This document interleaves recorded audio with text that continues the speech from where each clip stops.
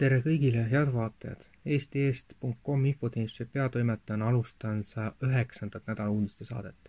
Vaatame siis, mis lõppenud nädalal olulisem oli. Ja saadet muidugi alustame lõppenud jutumärkides valimistest. Nagu teada, siis eelmise pühapäeva õhtul vastu esmaspäeva loeti hääled üle, kaasa arvatud kurikuulsad e-hääled. Ja mida võib järeldada, siinsetest tegijatest sai kõige rohkem hääli kaastöölisena Kertu Luisk 110 häälega, 33 häälega piirdus selle saate juht Mihkel Johannes Paimla, 8 häält sai Ameerika hääle loonud Maik Kalamus Pärnu kandis siis ja 4 häält väidetavalt Maarja Maripuu, kes juhib veebiraadiosaateid. Ja mina siis olin Lasnamäel ja Maarjo Tartus. Ja Kertu Luisk oli Võrus.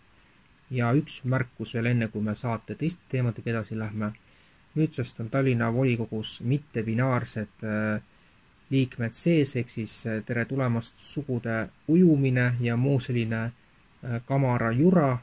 Nii et ma ei kujuta ette, kes olid 453 inimest, kes internetis andsid hääle. Et see meenutab järjekordselt sotside ja parempoolsete serverite kallutamist. Aga eks lähemad ajad näitavad, kellel siin õigus on, igatahes mitte Vabariigi Valimiskomisjonil. Teiste teemade juurde. Kes oleks arvanud? Kliimamuutuste vastane võitlus eeldab ilmselt 8 miili pikkuse maantee ehitamist läbi Amazonase südame, et keskkonnadelegaadid saaksid konverentsikeskuse ja luksusmajutuse vahel kiiremini liikuda.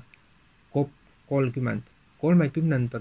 ÜRO kliimamuutuste konverentsi, mis peaks novembris toimuma Belemis, Brasiilias ettevalmistamiseks langetati hinnanguliselt 100 000 täiskasvanud vihmametsapuud.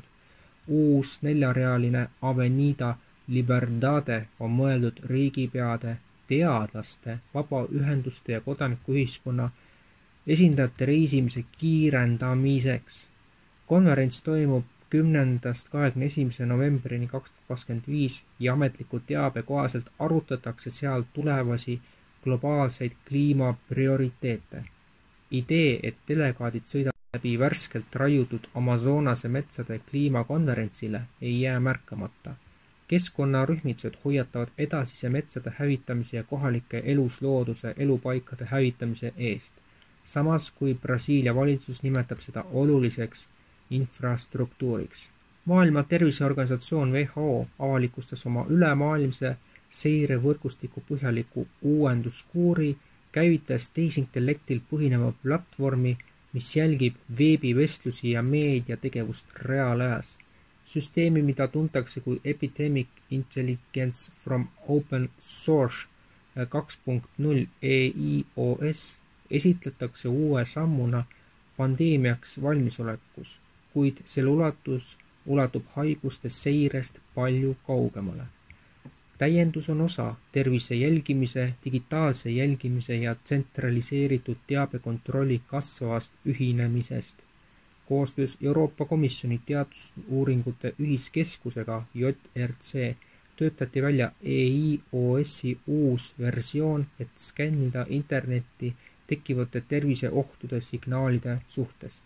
WHO andmetel analüüsib süsteem nüüd automaatselt sotsiaalmeedia postitusi, veebisaite ja muid avalikke allikaid, et tuvastada võimalikke haiguspuhanguid.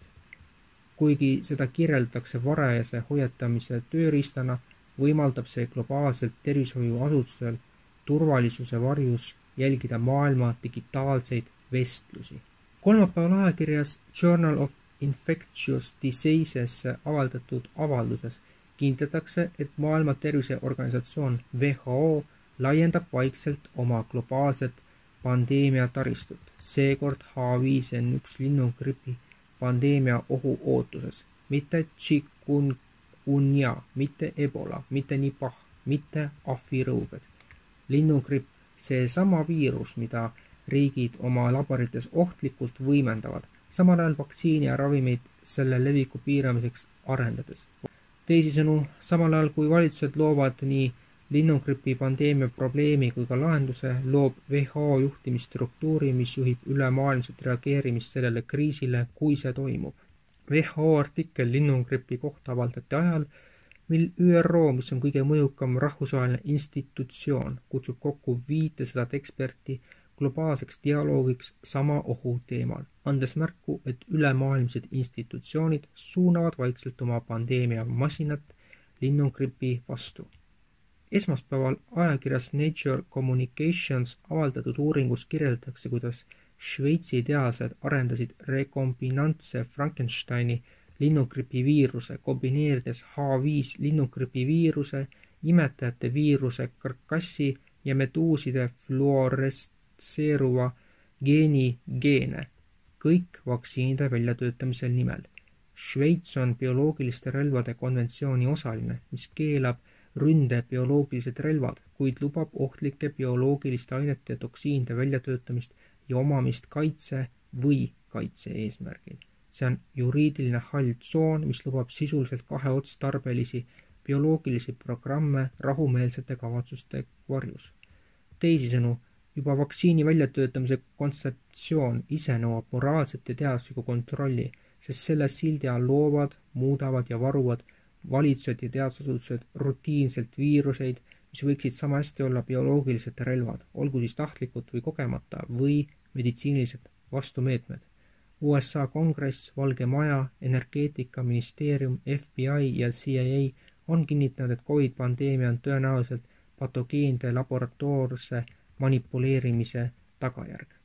14. oktoobril 2025 kuulutasid Maailma Terviseorganisatsioon WHO ja Euroopa Liit välja ühisprogrammi Sahara-taguse Aafrika tervishoiusüsteemide digitaliseerimiseks. Ametlikult on fookuses kaasatus, tõhusus ja andmeturve.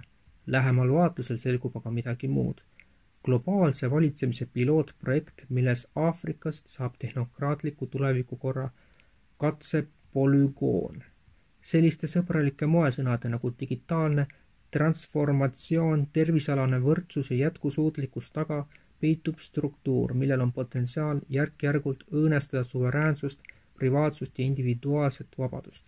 WHO käivitas hiljuti PHSM Decision Navigatori, digitaalse valitsemise tööriista, mis annab valitsustele reaalajas soovitusi rahva tervise ja sotsiaalsete meetmete kohta. Nende hulka kuuluvad maski kandmise kohustus, koolide sulgemine, reisipiirangud ja muud sekkumised, mis on pandeemia ajal tavaliseks muutunud. Süsteem ühendab suurandmete analüüsi, tehisintellektil põhinevad tõendid ja käitumuslikud andmed. See hindab riske, arutab välja kahjulikke mõjusid ja pakub välja poliitikaga kooskõlas olevaid meetmeid. WHO andmetel on selle eesmärk võimaldada läbipaistvaid ja tõenduspõhiseid otsuseid. Ning käesolevaste pulssi numbris ilmneb häiriv muster. Kliimakaitse varjus on kogu maailmas kehtestamas tehnokraatlik süsteem, mille eesmärk on kontrollida käitumist ja koguda täielikku andmekogumist. See, mis kunagi algas ökoloogilise ideaalina, areneb järk-järgult kontrolli infrastruktuuriks, pangakontodest eratarbimiseni, liikuvusest toitumiseni. Aruande keskmes on C40 sidis võrgustiku, kuhu kuulusid Leedsi ülikooli konsultatsioonifirma Arup koostatud aruanne linna tarbimise tulevik 1,5 kraadises maailmas. Selles sõnastatud ambitsioonikad eesmärgid kõlavad nagu tehnokraatliku tuleviku stsenaarium. Ei liha, ei piima, ei erasõidukeid, ainult 3 muud rõivaasjad aastas ja 1 lühimaa lend iga 3 aasta tagant. Eriti murettekitav on Tepalsi andmetel see, et see üleminek pole enam teoreetiline, vaid on praktikas juba ammu alanud. Suurbritannias mõõdab pank NatWest nüüd iga kliendi süsiniku jalajälge. Rakendus arvutab heitkogused ostukäitumise põhjal ja pakub välja kliimasõbralikke alternatiive, näiteks riiete rentimine ostmise asemel. Seega muutuvad pangad moraalseteks autoriteetideks. Nad hindavad, kuidas keskkonnasõbralikud inimesed elavad ja muudavad jätkusuutlikkuse sotsiaalse kontrolli instrumendiks. Ning Eesti Eest portaal saab olla tsensuurivaba ja täiesti sõltumatu ainult, kui toetate meid pisikese toetusega. Toeta eestieest.com-i Mihkel Johannes Paimla EE 40770077 10 08 49 65 märksõna ülekanne. Nii saate alguse poole kui ka päris lõpus näete ka neid ülekande tegemise võimalusi. Aitäh, kes meie saadet on vaadanud ja kes on meie tegevust ka toetanud. Kindlasti külastage ka eesti.com ja estoniafirst.com veebilehti ja nüüd ma tahan siin saate lõpuks veel ka välja öelda selle, et järgmised 2 nädalat meie saade eetris ei ole isiklikel kaalutlustel. Tagasi me tuleme kusagil novembri keskpaigas ja natuke peale seda tulevad ka kuu uudised. Aga 2. novembril on eetris veebiraadio saade ja mis edasi, eks me siis jälgime ja hoiame teid asjade käekäigu kursis, aga üks on selge, miski pole siin veel lõplikult otsustatud, mis meist edasi saab, seda juba näitab lähemad kuud. Kõike head ja kohtumiseni novembri keskel.